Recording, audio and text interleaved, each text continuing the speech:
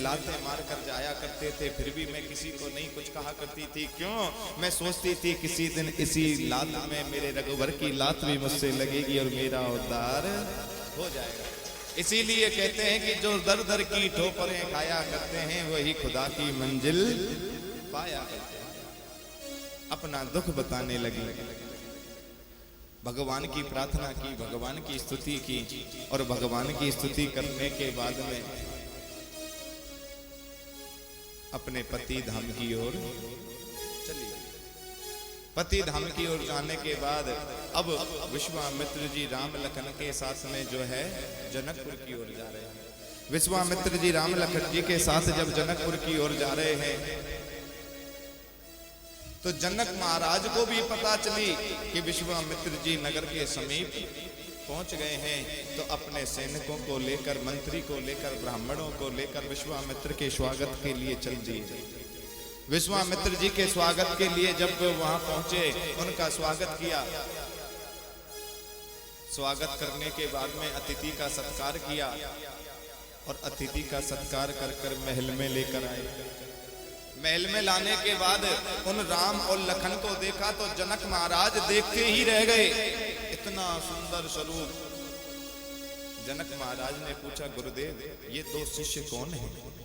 तब उन्होंने कहा, अयोध्या के राजा दशरथ के ज्येष्ठ पुत्र श्री राम और लघु पुत्र लखन हैं, राजकुमार राम हैं ये। जनक महाराज बड़े प्रसन्न हुए, बड़े आनंदित हुए। भोजन उन्हें कराया और भोजन कराने के बाद में अब जनक महाराज ने उन्हें सैन कक्ष की ओर भेजा। सैन कक्ष की ओर किस सैन कक्ष में राम और लखन को भेजा गया? वो सैन कक्ष जो मां सीता के अलावा कोई दूसरा नहीं जाया करता था, उस सैन कक्ष में राम और लखन जी को भेजा गया। बाबा तुलसीदास ने तो लिखा है, वो सैन कक्ष ऐसा था सर्दियों में ठंडा रहे और सर्दियों में गर्म रहे और गर्मियों में ठंडा रहे। वो तो ऋतुओं के अनुसार बदलने वाला सैन कक्ष था और मां सीता का वो सैन कक्ष था। वहां पर मेरे रघुवर को विश्राम कराया गया। मेरे रघुवर अपने गुरु की सेवा कर रहे हैं, चरण दबा रहे हैं और चरण दबाते दबाते अब सोच रहे हैं कि क्यों ना जनकपुरी में घूमा जाए, जनकपुरी में भ्रमण करा जाए। अब लखन जी के ऊपर बात को डाल रहे हैं क्योंकि उनकी इच्छा थी सीता के दर्शन करने की। अब लखन के ऊपर बात डाल रहे हैं कि गुरुदेव ये मेरा छोटा भाई लखन कुछ कहना चाहता है कि जनकपुरी में हम भ्रमण करके देख लें क्या है क्या नहीं है। अब लखन जी सोच रहे हैं मनी मन, मैंने कब कहा है कि जनकपुरी में घूमना है? लखन जी सोच रहे हैं कि मैंने कब कहा कि मुझे जनकपुरी में घूमना है? पर लखन जी भी चुप लगा गए। गुरुदेव ने कहा कि रघुवर ये तो परमात्मा ही जानता है कि तुम्हें घूमना है या लखन को घूमना है, क्योंकि गुरुदेव भी अंतर्यामी थे। मन ये तो परमात्मा ही जानता है। ठीक है, समय से आ जाना, चले जाओ। और राम और लखन जनकपुरी में भ्रमण करने के लिए जा रहे हैं। राम और लखन जब जनकपुरी में भ्रमण करने के लिए जा रहे हैं तो पूरे जनकवासियों को पता चला कि अयोध्या के राजकुमार राजा राम हमारी नगरी में भ्रमण कर रहे हैं, साक्षात परमात्मा हमारी नगरी में आए हैं। तो बाबा तुलसीदास ने बहुत सुंदर चौपाई लिखी है, धाए धाम काम सब त्यागे, धाए धाम काम सब त्यागे, मानो रंग निधि लुटन लागे, मानो रंग निधि लागे, धाए धाम काम सब त्यागे, धाए धाम काम सब त्यागे, मानो रंग निधि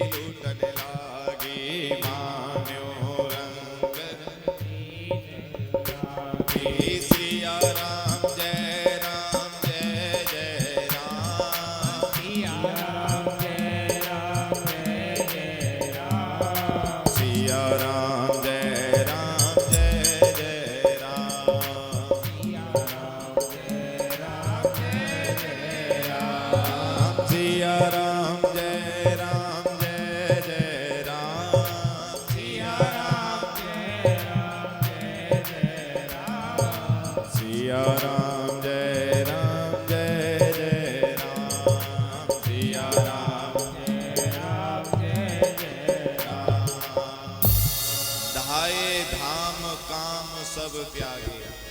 बड़े ध्यान से सुनना है चौपाई को। धाये धाम काम सब मानहु रंक निधि लूटन लागे।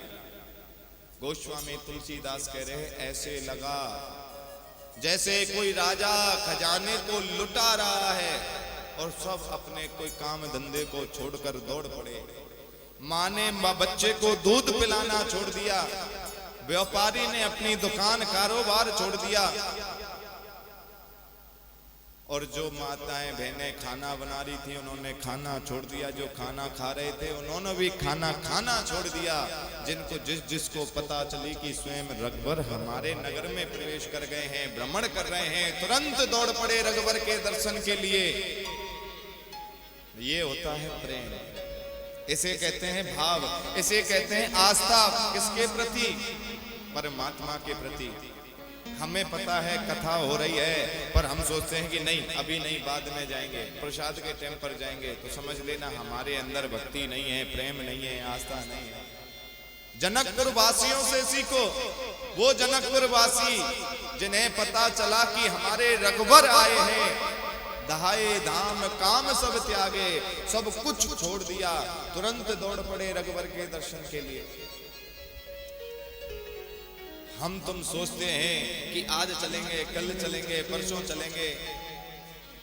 भगवान की कहीं कथा हो रही है तो कथा में जाने की भी इच्छा नहीं होती, उसका मतलब आस्था नहीं है, प्रेम नहीं है।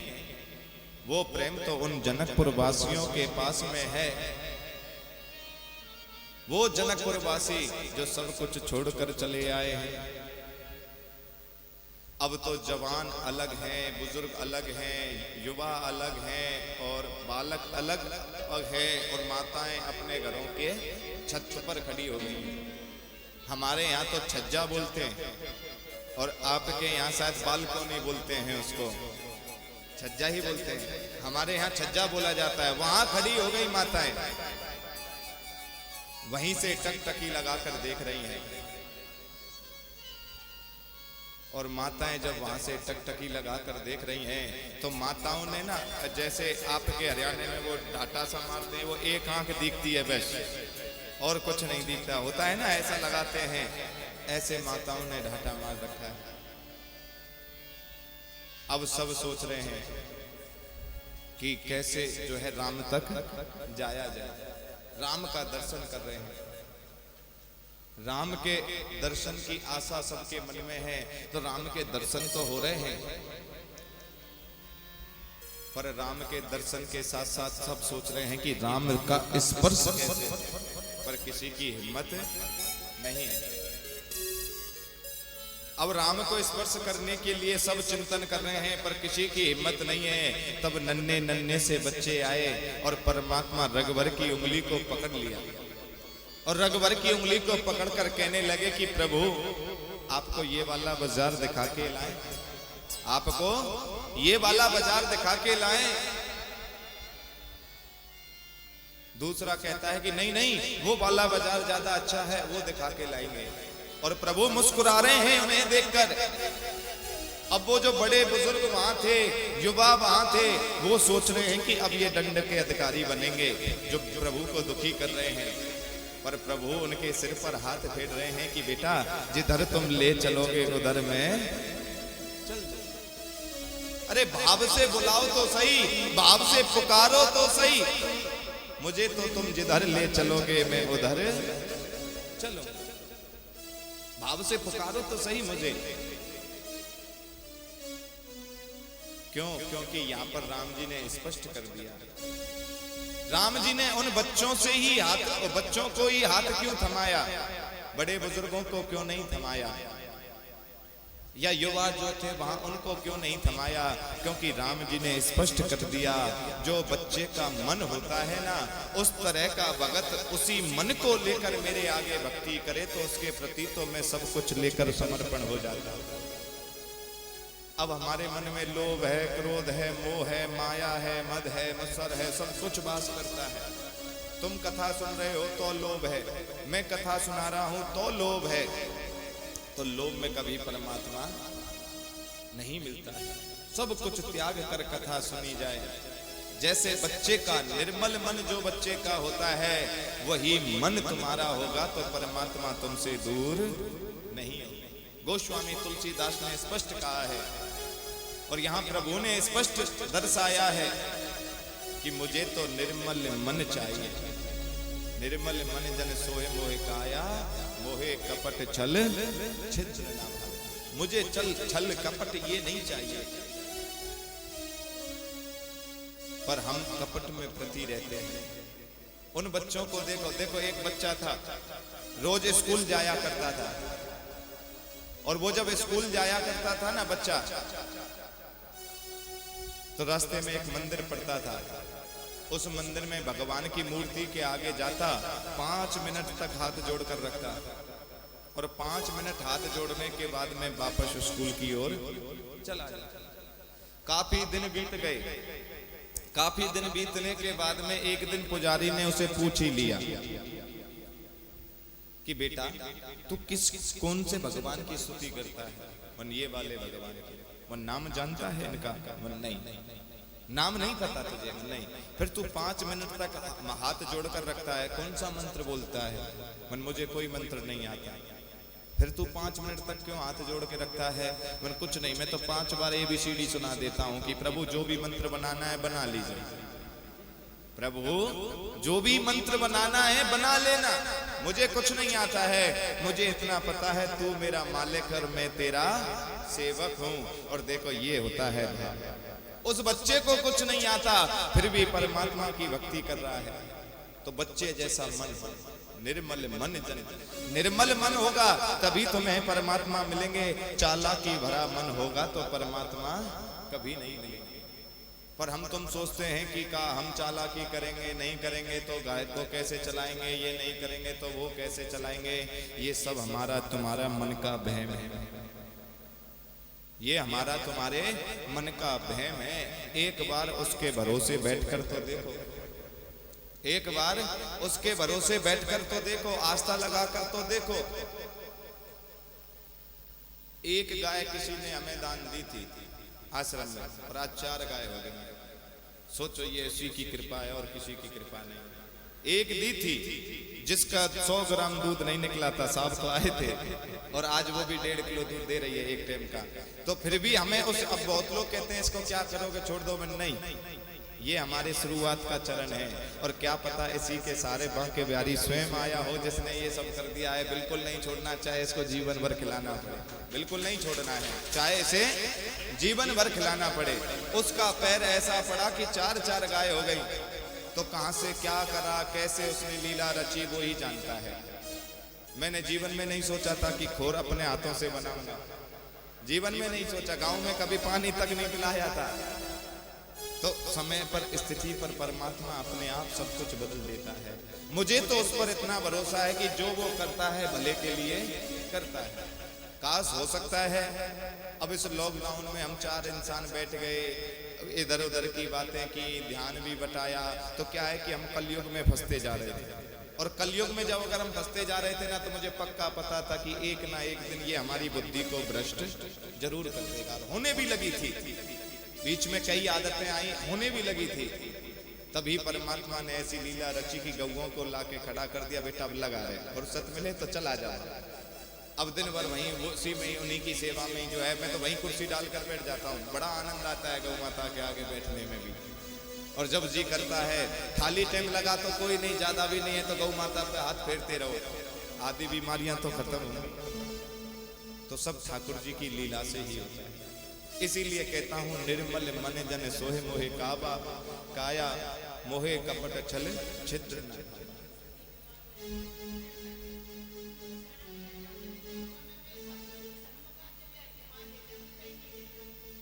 हकीकत यही है। तो ठाकुर जी अपने आप खींचता है, जिसे जिसे जहां हाजिरी लगानी हो उसे अपने आप खींचता है। एक बार भाव से पुकारो तो सही, भाव से उसे जानने की चेष्टा करो। उस बच्चे जैसा बन बनाओ जिस बच्चे के मन में कोई छल नहीं है, कोई कपट नहीं है। किसी के घर कोई रिश्तेदार आए थे, वो गरीब आदमी था, खुद खाने के लाले पड़ते थे उसको। जब रिश्तेदार आए तो उसकी पत्नी ने कहा कि हमारे घर में तो कुछ है ही नहीं। उन्होंने कहा देवी फिर क्या करूं? मन कुछ मत करो, तुम किसी दुकानदार से उधार ले आओ। देखो जब ये रिश्तेदार आए हैं तो ये हमारे बच्चे के हाथ पर कुछ ना कुछ तो रखे जाएंगे, और जो हमारे बच्चे के हाथ पर रखेंगे उससे दुकानदार का कर्जा उतार देंगे। अब वो गया, चीनी ली, चाय पत्ती ली, दूध लिया, वो सामान ले आया, उनकी जो है खातिरदारी कर दी, उनकी सेवा की। सेवा करने के बाद में जब वो चलने लगे तो वो उस बच्चे के हाथ पे रखना भूल गए। अब उसका पति कह रहा है देख देवी अब ये 5 रुपए का कर्जा और करा दिया।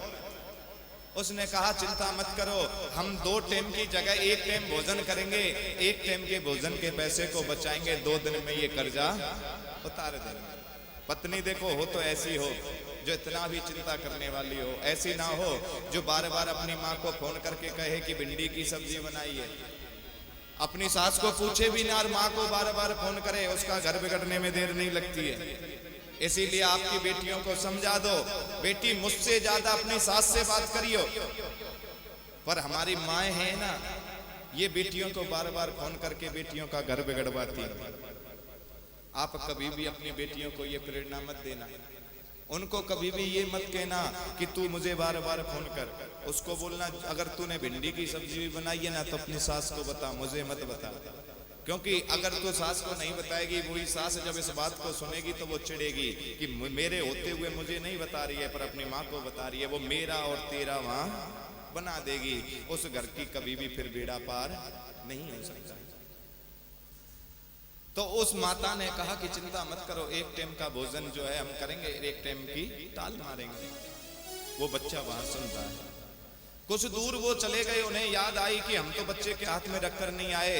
तुरंत दौड़कर आए, वो कहने लगे भाई साहब आपका बच्चा कहाँ है? उन्होंने कहा क्या हो गया? मन देखो ना हम कोई फल लाए थे ना कुछ लाए थे, और हम ना बच्चे के हाथ पर कुछ रख कर गए। तो वो बच्चा बुलाया गया। अब वो 2 रुपए लेकर देने लगे। अब 2 रुपए लेकर जब वो देने लगे तो बच्चा कह रहा है नहीं लूंगा। वो कह रहे हैं कि बेटा ले ले। नहीं मैं नहीं लूंगा। वो कहते हैं नहीं नहीं बेटा ले ले। बच्चा साफ मना कर रहा है मैं नहीं लूंगा।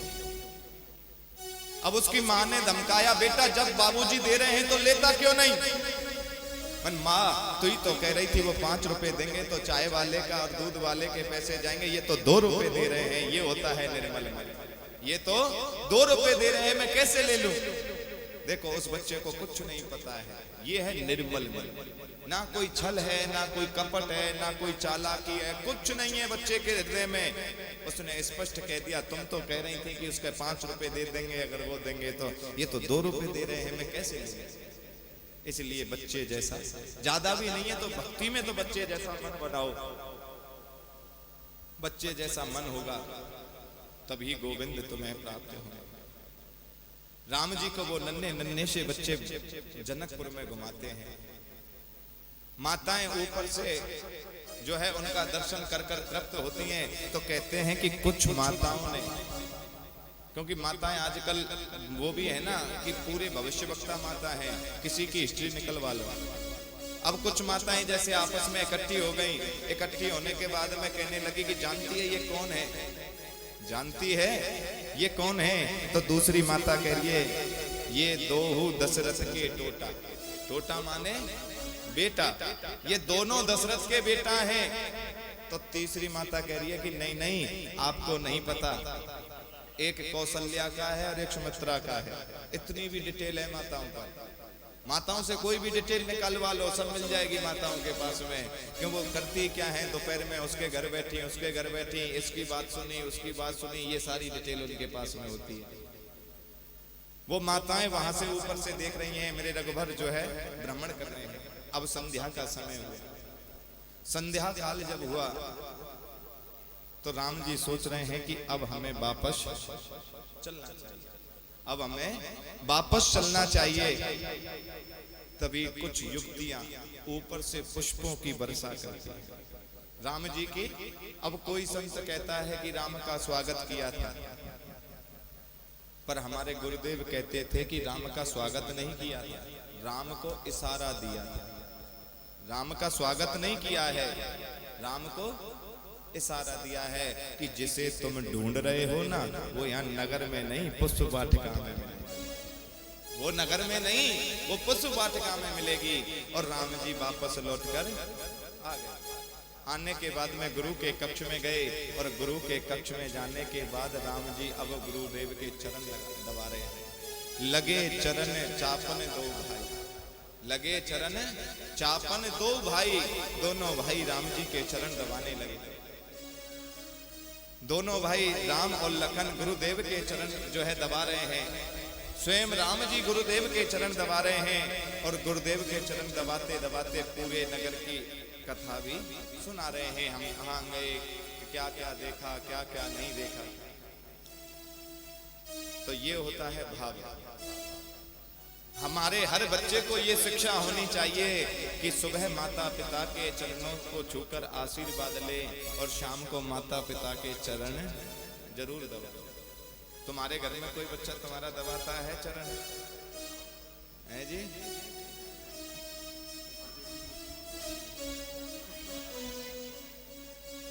क्योंकि हमने अपनी संस्कृति उनमें नहीं दी, और वो फिर दबाएंगे क्यों?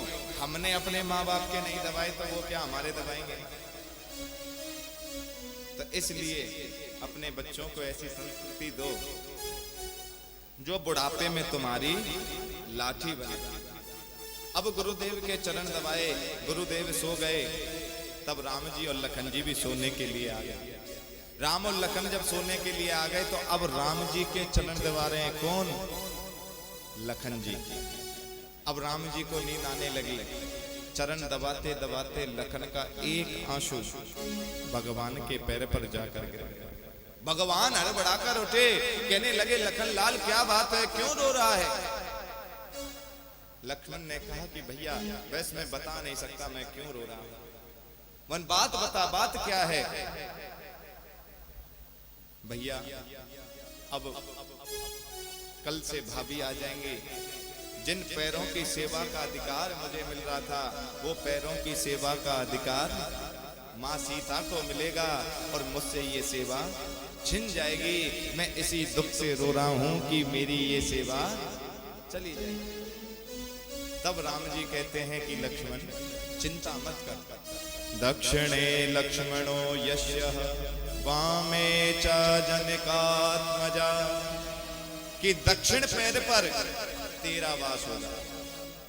दक्षिणे लक्ष्मणो यस्यः, कि दक्षिण जो पैर होगा उस पर तेरा हाथ होगा। दक्षिण पैर जानते हो?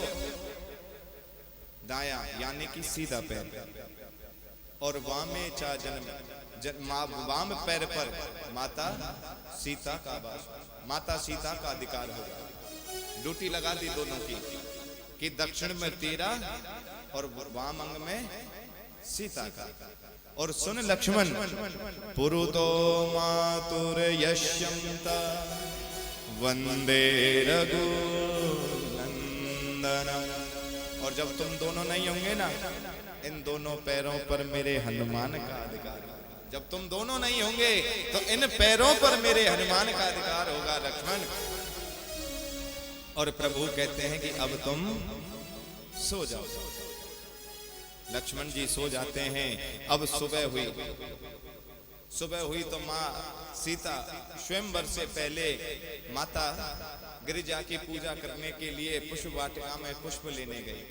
इधर से गुरुदेव की जो है संध्या वंदन के लिए राम और लखन दोनों की दोनों पुष्प वाटिका में पहुंच गए। अब पुष्प वाटिका में जब पहुंचे तो राम जी पुष्प तोड़ रहे हैं। अब पुष्प जब तोड़ रहे हैं तो सखियों की निगाह राम की ओर चली गई। पर देखो ये रामायण जो है ना, एक ये अपने आप में एक मर्यादा का एक ग्रंथ है। यहाँ पर बाबा ने ऐसी कोई चर्चा नहीं की कि राम ने सीता को देखा, सीता ने राम को देखा। पूरी मर्यादा में रामायण को लिखा। और बाबा तुलसीदास ने तो स्पष्ट लिखा कि जब सीता ने देखा तब राम ने नहीं देखा, और तब राम ने देखा तब सीता माँ ने नहीं देखा। ये थी मर्यादा। पर कुछ वक्ताओं के द्वारा, कुछ जो है ग्रंथों के द्वारा कह दिया दोनों की नजरें मिली, ऐसा कुछ नहीं हुआ था। बाबा ने तो स्पष्ट कर दिया था कि जब मेरी माँ जानकी ने देखा तब मेरे रघुवर ने नहीं देखा, और जब मेरे रघुवर ने देखा तो तब जानकी माँ ने नहीं देखा। दोनों के मन में संकल्प हो गया। पुष्प लेकर माँ सीता पार्वती की पूजा, माँ पार्वती की पूजा करने गई। इधर से प्रभु राम अपने गुरुदेव के लिए पुष्प लेकर गए। अब माँ पार्वती की जब सीता माँ पूजा कर रही हैं तो स्तुति क्या करती हैं? जय जय गिरिवर राज किशोरी, जय जय गिरिवर राज किशोरी, जय महेश मुखचंद जगोरी, जय महेश मुखचंद जगोरी, जय गज बदन सड़ानन माता, जय गज बदन जगत जाने राम अग्नि दुते गाता,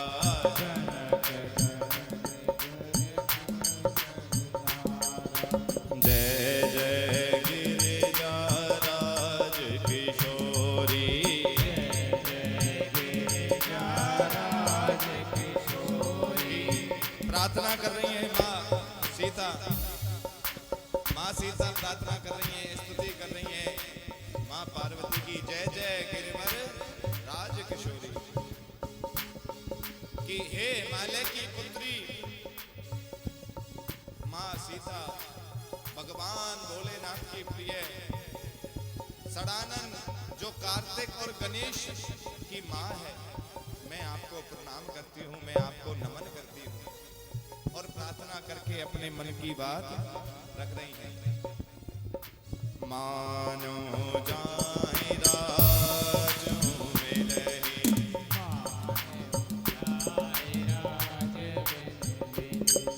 सोवरु सहज सुंदर कि हे देवी, हे माँ, कि मुझे अगर कोई वर मिले, अगर कोई वर मुझे मिले तो वो करुणा निदान ही मिले, वो ही रघुवर मिले। उसी ही रघुवर का मुझे दर्शन, जिस रघुवर को मैं पुष्प वाटिका में देखकर आई हूं, उसी का वो ही, उनके ही चरणों की मैं दासी बनूं। और कहते हैं कि इतनी ही स्तुति करी थी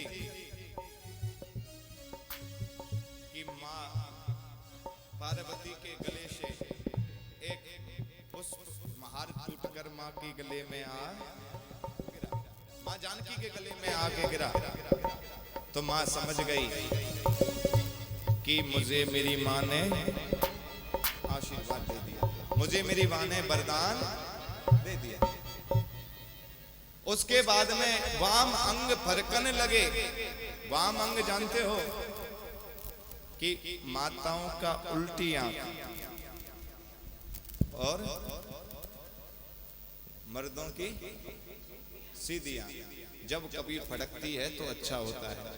अगर माताओं की सीधी फड़कने लग जाए तो समझ लेना उल्टा होगा, और अगर भाइयों की जो है उल्टी फड़कने लग जाए तो गड़बड़ होती है।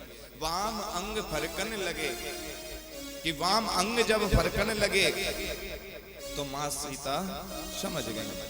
और देखो रामायण में तो इतना भी लिखा है, खसी माल मूर्ति मुस्कानी, कि मूर्ति मुस्कुराने भी लगी। मां पार्वती की मूर्ति मुस्कुरा गई।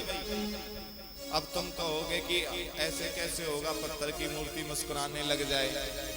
तो वो त्रेता था, आज कलयुग है। उस समय सब कुछ होता था।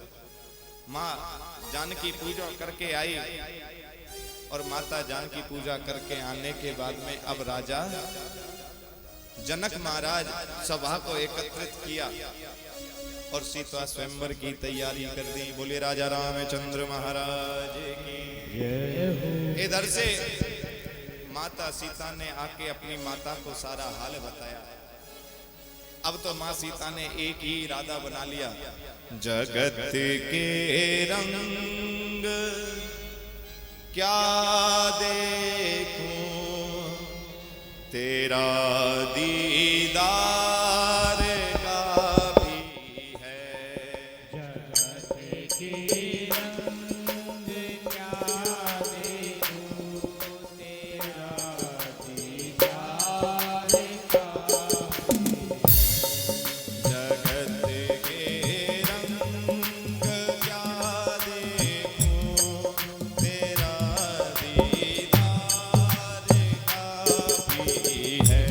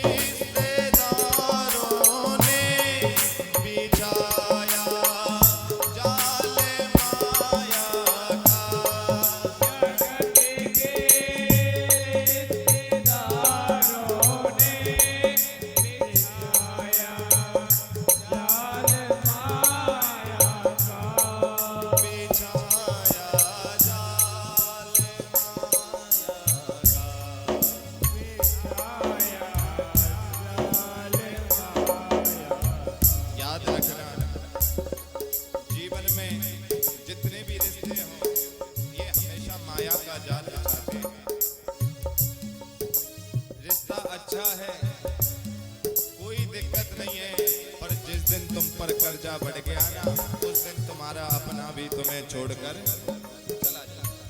जिस दिन तुम्हें पैसे की जरूरत पड़ गई, उस दिन तुम्हें तुम्हारा अपना छोड़कर चला जाए। पैसा तुम्हारे पास में है तो सारी रिश्तेदारी तुम्हारे साथ में है, और पैसा तुम्हारे पास में नहीं तो रिश्तेदारी भी कोसों दूर रहे। उसे लगता है कब पैसा ना मांग ले।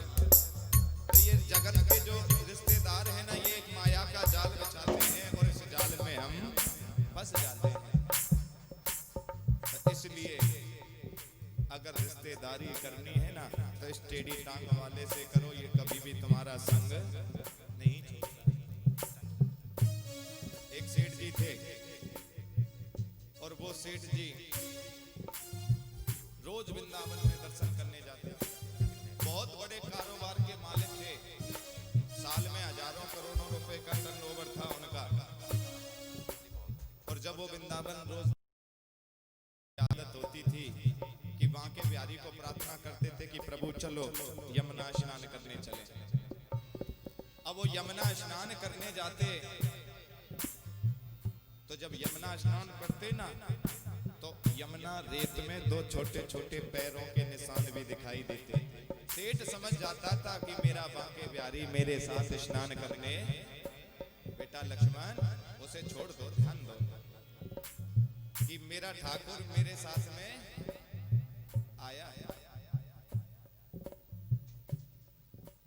एक दिन ऐसा आया कि सेठ जी के कारोबार में घाटा चला गया, और कारोबार में जब घाटा गया तो अपने पराये हो गए, फैक्ट्री बिक गई, सब कुछ खत्म हो गया, जहां तक कि मकान भी नहीं बचा।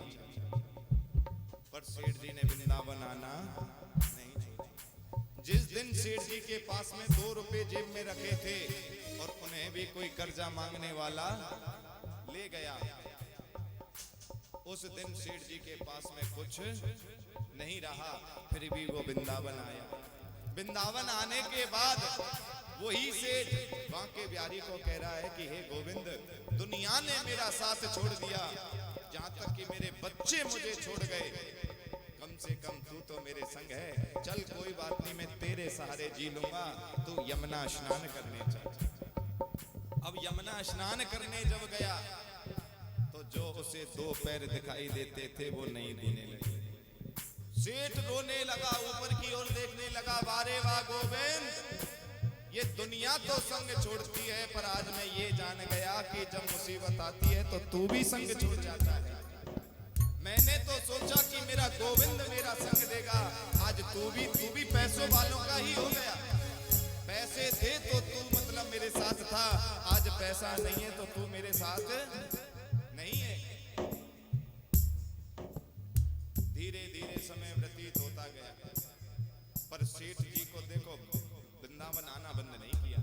उसने कह दिया, सेठ ने स्पष्ट, तुझे संग छोड़ना है छोड़ दे, पर हम तो वो प्रेमी हैं जहां एक बार दिल लगा लेते हैं तो फिर संग नहीं छोड़ते। हम तो तेरे द्वार पर रोज आएंगे। और सेठ रोज जाता था। भगवान की कोई लीला हुई, 2, 4, 5 साल बाद उस सेठ ने दोबारा से सब कुछ हासिल कर लिया, दोबारा से वो उसी मुकाम पर पहुंच गया। अब बांके बिहारी मंदिर पर पहुंचा, कहने लगा, अरे गोविंद, आज मेरे पास सब कुछ आ गया है, अब तो चल यमुना स्नान करने। आज मेरे अपने भी मेरे हो गए हैं, मेरे बेटे भी घर लौट कर आ गए हैं, मेरे रिश्तेदार भी मुझे बुलाने लगे हैं। जिस समय धन नहीं था, कोई नहीं बुलाता था, आज जब दोबारा से धन बढ़ा तो सब वापस आ गए, तो अब तू भी वापस आ जा और चल यमुना स्नान। यमुना स्नान करने लगा तो उसे वो 2 पैरों के निशान दिखाई देने लगे।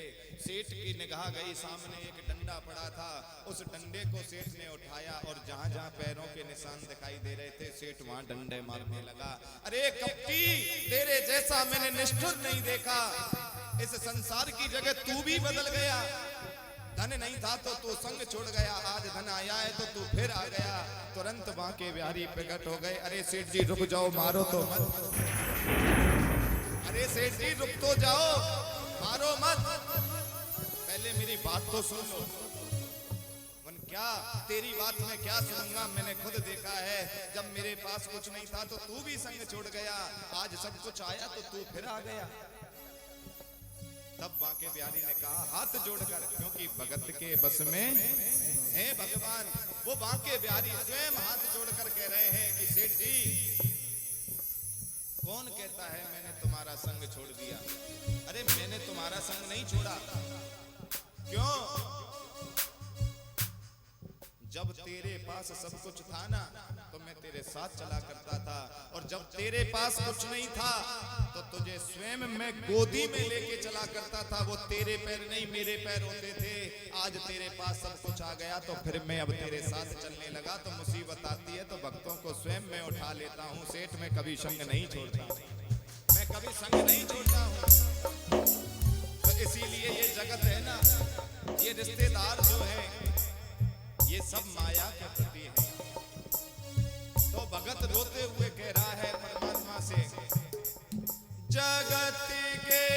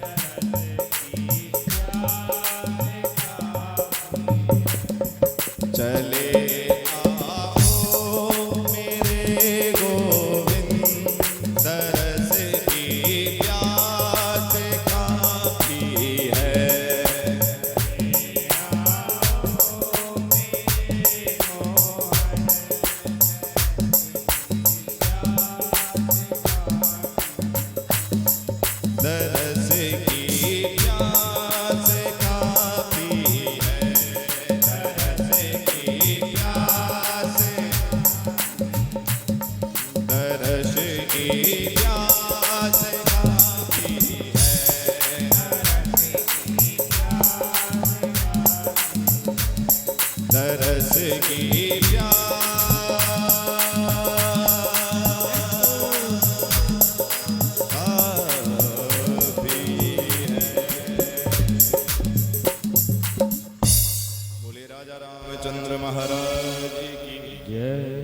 सीता ने स्पष्ट कह दिया कि जगत के रंग क्या देखूं तेरा दीदार काफी।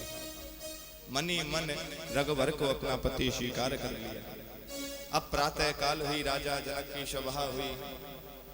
देश विदेश के राजा महाराज वहां पहुंचे। हजारों हाथियों के द्वारा उस शिव के धनुष को खींचकर लाया गया। बीच सभा में धनुष रख दिया। मंत्री खड़ा हुआ और सभी राजा महाराजाओं से कहने लगा, हे देश विदेश के राजाओं महाराजों, हमारे महाराज जनक ने ऐसा संकल्प लिया है कि जो इस विशाल शिव धनुष को उठाकर प्रतिज्ञा चढ़ा देगा या इसे तोड़ देगा, उसके साथ में महाराज की ज्येष्ठ पुत्री सीता का वर स्वयंवर विवाह किया जाएगा। अब तो सब राजा जो है खुशी के मारे झूमने लगे, भुजाएं फड़फड़ाने लगी। सब सोच रहे हैं कि क्यों ना हम जाएं, क्यों ना हम जाएं। तो पहली पंक्ति में से पहला राजा खड़ा हुआ, चारों ओर राजाओं को दिखा रहा है कि जैसे मैं जाकर धनुष को तोड़ दूंगा। तभी उसी पंक्ति का दूसरे नंबर का राजा कह रहा है, हे गणपति बाबा, मैं तेरे लिए लड्डुओं का भोग लगाऊंगा, पर इसके हाथ से ये धनुष टूटना नहीं चाहिए। अब वो राजा आया, उसने कोशिश की, परंतु वो धनुष को हिला कर नहीं पाया। वो सोच रहा है कि गणपति बाबा ने मेरी पुकार सुन ली। अब वो उठकर आया तो तीसरा राजा कह रहा है, बालाजी महाराज, सवा मनी लगाऊंगा तेरी, पर ये धनुष टूटना। सब राजा एक दूसरे भगवान से प्रार्थना कर रहे हैं। हजारों राजाओं ने कोशिश की, पर वो धनुष को नहीं तोड़े। सारे राजा इकट्ठे होकर धनुष को उठाने लगे। एक संत ने कहा कि सारे राजा एक साथ उस धनुष को उठाने लगे, फिर भी उस धनुष को टच से मच नहीं कर पाए। अब तो बिल्कुल थक हार कर सभी राजा जब बैठ गए तो राजा जनक की ओर देख रहे हैं। अब वो राजा सोच रहे हैं कि काश ऐसा हो सकता है कि धनुष तो उठा नहीं है, अब महाराज के विचार बदल जाएं और कुछ कह दें कि ऐसे ऐसे करने से मैं अपनी बेटी का विवाह करूंगा। पर यहाँ तो सब कुछ उल्टा हो रहा है। महाराज जनक खड़े हुए और कहने लगे, अरे देश विदेश के राजाओं, अगर तुम में थोड़ी सी शर्म बची हो तो तुरंत ये सभा छोड़कर चले जाओ। क्या भगवान परशुराम के वजह से इस पृथ्वी पर अब कोई क्षत्रिय नहीं बचा है? क्या भगवान परशुराम ने क्षत्रियों के वंश को नष्ट कर दिया है? कोई बलवान ऐसा नहीं बचा जो हमारे बेटी के विवाह को, क्या मेरी बेटी जीवन भर कुंवारी रहेगी? हे विधाता, ये संकल्प मैंने क्या लिया, क्या मैं अपनी बेटी का स्वयंवर अब नहीं कर पाऊंगा? क्या मैं अपनी बेटी का अब कन्यादान नहीं कर पाऊंगा? अगर तुम में शर्म बची हो तो ये सभा छोड़कर चले जाओ। सभी राजाओं की निगाह नीचे हो गई, गर्दन झुक गई। फिर उन्होंने दोबारा दोहराया कि परशुराम ऋषि के कारण क्षत्रियों में अब वंश जो है बल नहीं रहा है, सब बल नष्ट हो गया है, अब क्षत्रियों में कोई वीर नहीं रहा है। अब बार बार जब महाराज जनक इस तरह के शब्दों का प्रयोग कर रहे थे तो विश्वामित्र जी के बगल में बैठे थे लखनलाल जी। उनके आंखें फड़फड़ाने लगी, बाजू फड़फड़ाने लगी। विश्वामित्र जी की निगाह गई, सोच रहे हैं कि ये सब क्या हो रहा है। तुरंत लखनलाल खड़े हुए और बोलने लगे, महाराज जनक, ये शब्द बोलने से पहले ये देख लो कि तुम्हारी सभा में दो सूर्यवंशी भी बैठे हैं। वो क्षत्रिय सूर्यवंशी जिनका नन्हा सा बच्चा भी अगर कहीं बैठा हुआ हो तो किसी की हिम्मत नहीं जो वीरता पर उंगली उठा जाए। और यहाँ तो स्वयं महाराज दशरथ के ज्येष्ठ पुत्र श्री राम बैठे हैं और तुम कहते हो कि क्षत्रियों में अब कोई बल नहीं रहा, क्षत्रियों में अब कोई वीर नहीं रहा। कहने से पहले संकोच करो, पहले सोच लो कि तुम्हारे आगे कौन बैठा है। लक्ष्मण फड़फड़ाने लगे तो कहते हैं कि खुद पृथ्वी माता डगमगाने लगी। लक्ष्मण इतने क्रोध में आ गए और इस धनुष की बात करते हो, एक बार दिला दो गुरु से और भाई से आज्ञा, ऐसे हजारों धनुषों को तो हम बचपन में तोड़ कर आए। अब राम जी और गुरु जी समझ रहे हैं कि कहीं ऐसा ना हो सीता आनी हो राम को चली जाए, लक्ष्मण को आनी हो राम को चली जाए लक्ष्मण को। राम जी ने इशारों में कहा, अरे लखन तुम्हें शर्म नहीं आती अपने ससुर जी से ऐसे बात करते हुए? ससुर का कोई नाम लेता है क्या? और तुम ऐसे बोल रहे हो। तो लखन जी भी कह रहे हैं इशारों में, भैया चिंता मत करो, मैं तुम्हारी सेटिंग कर रहा हूँ, प्लानिंग बना रहा हूँ, मैं तुम्हारी मैं सेटिंग कर रहा हूँ। जब तुम्हारी भूमिका बनेगी जब तो जाओगे तोड़ने, अभी मैं तुम्हारी भूमिका बना रहा हूँ ये धनुष तोड़ने की। तब गुरुदेव ने कहा कि लखन बैठ जाओ, आप शांति से बैठो। तब महाराज जनक ने हाथ जोड़कर कहा कि मुझे नहीं पता आप अयोध्या के राजकुमार हैं या कौन हैं, मेरे शब्दों का बुरा मत मानना, पर ये एक बाप जानता है, ये एक बाप जानता है कि जिसकी बेटी कुंवारी घर में बैठी हो उस पर क्या बीतती है। ये एक बाप जानता है और ये मेरी आत्माओं का दुख था। और राजा जनक जी संकोच करके हाथ जोड़कर कहने लगे कि आपको बुरा लगा हो तो मुझे माफ कर देना। लखन लाल जी संकोच में हैं, राम जी कह रहे हैं कि कम से कम आपने कहा जनक, जनक जी तो बोल देते, क्योंकि कहते हैं ना रोटी में घी लग जाए और नाम के पीछे आनंद ही आनंद आता है। आता है या नहीं आता? रोटी में घी लग जाए, नाम के पीछे जी लग जाए। तो लखन लाल जी को बिठा दिया गया और लखन लाल जी को बिठा दिया गया। तब गुरुदेव कहते हैं राम जी की ओर, उठो राम भंजो भव चापा, उठो राम भंजो भव चापा, मैं जो बात जनक परितापा,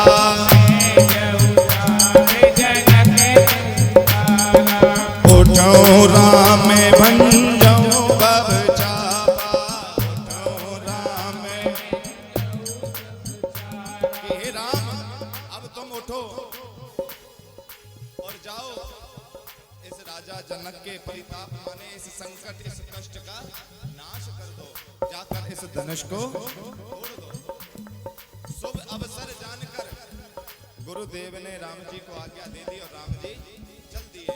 अब राम जी जब चल दिए तो माता सुने ना, जो सीता माँ की माँ है, राजा जनक की पत्नी, अब वो मनी मन सोच रही है ये नन्हा सा बालक क्या है इस धनुष को तोड़ पाएगा। अरे बड़े बड़े राजा महाराजा जिस धनुष को नहीं उठा पाए, ये नन्हा सा बालक क्या इस धनुष को उठाएगा। तब एक गोपी एक सखी कह रही है कि मैया रवि मंडल देखत लब लागा, रवि मंडल देखत लब लागा, सूरज को देखते हो तो इतना सा दिखता है और पूरे सृष्टि को ये प्रकाश देता है, तो कोई छोटा बड़ा नहीं होता है, ये तो टूटने के बाद पता चलेगा भैया, ये तो टूटने के बाद पता चलेगा कौन छोटा है और कौन बड़ा है। पर माँ सुनैना के मन में चिंता है, सोच रही है हे विधाता ऐसा कोई आशीर्वाद देना जिससे मेरी बेटी का स्वयंवर इसी के साथ हो जाए, विवाह इसी के साथ हो जाए। अब राम जी चले, गुरुदेव को प्रणाम किया, राजा जनक की ओर देख रहे हैं और बड़े बड़े धीरे धीरे कदमों से जा रहे हैं। अब माता सीता मुस्कुरा रही हैं, क्योंकि वो तो सब जानती हैं कि यही मेरे पति होंगे। अब धनुष के पास आ गए, फिर दशरथ की ओर देख रहे हैं तो मां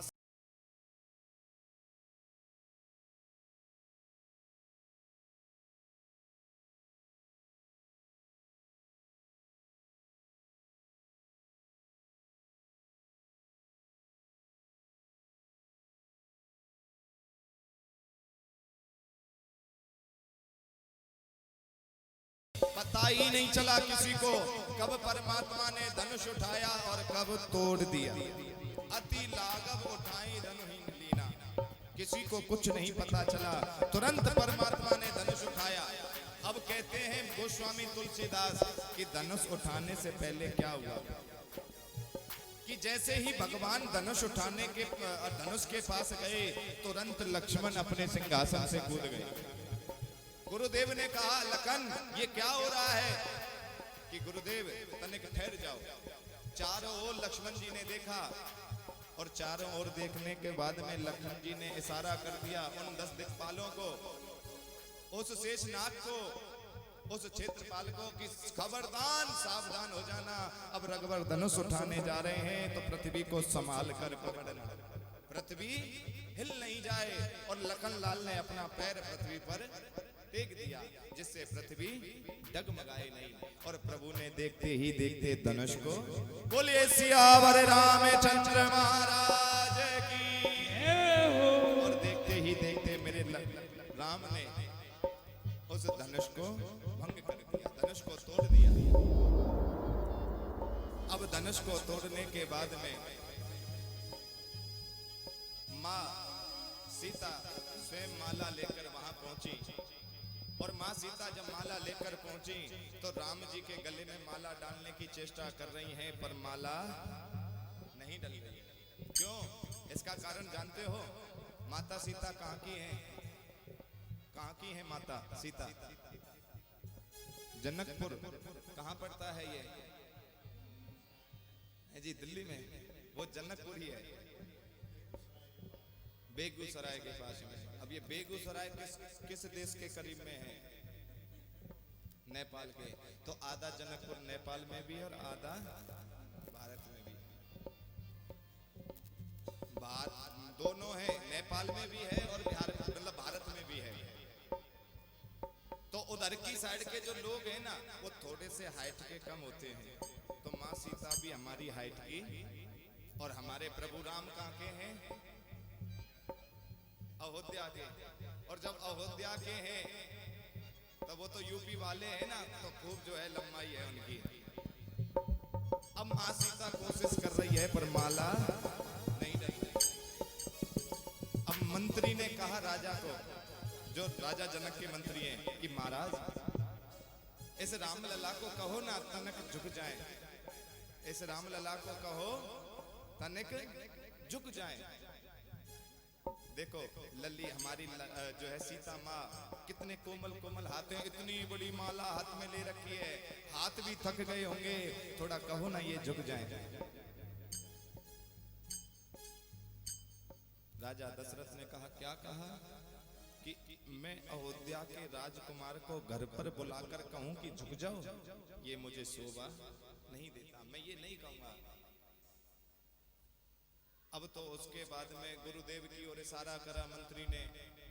गुरुदेव ने कहा, सुन भैया, मेरा काम था धनुष तोड़वाना, वो तोड़वा दिया, अब तुम जानो। क्योंकि ब्याह शादी में गुरुदेव पढ़ा तो गाली पढ़ने से बचेगा नहीं, पता नहीं कौन सी गाली कब गुरु को पड़े, इसलिए अब तुम जानो। और तुम्हारा मेरा काम था वो मैंने करा दिया, मैं बीच में नहीं पढ़ूंगा।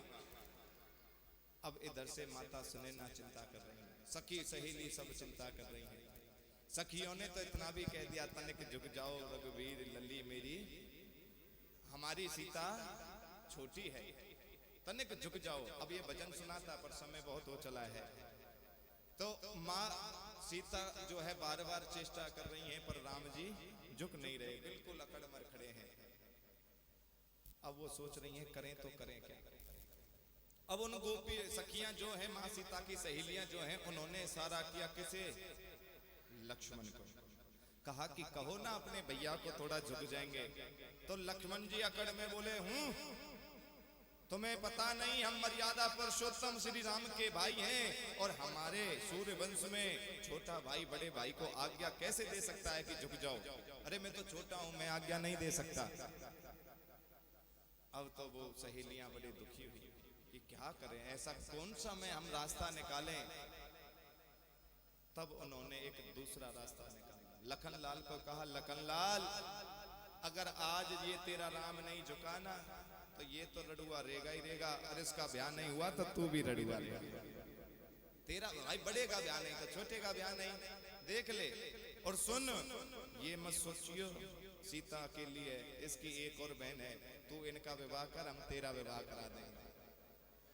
अब तो लखन लाल जी के मन में संशय होगा। लखन लाल सोच रहे हैं बात तो जो है पति की है, अगर मेरे रघुवर का विवाह नहीं हुआ तो हमारा नहीं होगा।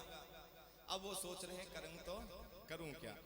अब मैं आज्ञा दूं तो मर्यादा का उल्लंघन, ये शोभा नहीं देता। तो लखन लाल गए और दौड़कर सीधे लंबे पैरों में लेट गए। और जैसे ही वो लेटे तो राम जी झुककर उठाने लगे। इतनी देर में मां सीता ने माला डाल दी। बोले राजा रामचंद्र महाराज की। मां सीता ने जितनी देर में वो झुके, क्योंकि जब कोई लंबा पैरों में लेटेगा तो झुकी तो उठाएगा उसे। इतनी देर में माता सीता ने माला डाल दी। सारे देवी देवता जो टकटकी लगा कर देख रहे थे सब फूल बरसाने लगे, सब मनाने लगे। अब सीता माँ का हम जो है विवाह उत्सव मनाएंगे। उससे पूर्व है जी, हाँ जी, नहीं, सीता माँ दो ही, राजा जनक की दो बेटी हैं, उर्मिला और सीता। ये राजा जनक की बेटी हैं। और राजा जनक के थे कीर्तिमान नाम का दूसरा भाई था राजा जनक का। उसकी थी दो बेटी मांडवी और सुतकीर्ति। तो इन चारों बहनों का विवाह चार भाइयों के साथ में हुआ। कि राम जी का विवाह किसके साथ? और भरत जी का है जी मांडवी के साथ में। और लखनलाल का उर्मिला के साथ। और शत्रुघ्न का जी सुतकीर्ति के साथ में। ये राजा जनक के भाई की बेटी थी। तो हमारे राठी साहब कल रह गए थे, जो है कुछ रसिया सुनाने की इच्छा कर रहे थे। कोई नहीं, अभी तो आधा घंटा है हमारे पास। कोई नहीं, 2 मिनट जो है करेंगे, उसके बाद हम उन्हें फिर आरती कराएंगे। एक भाव जो है राठी साहब रखेंगे, एक बार उनके लिए जोरदार तालियां बजाएं।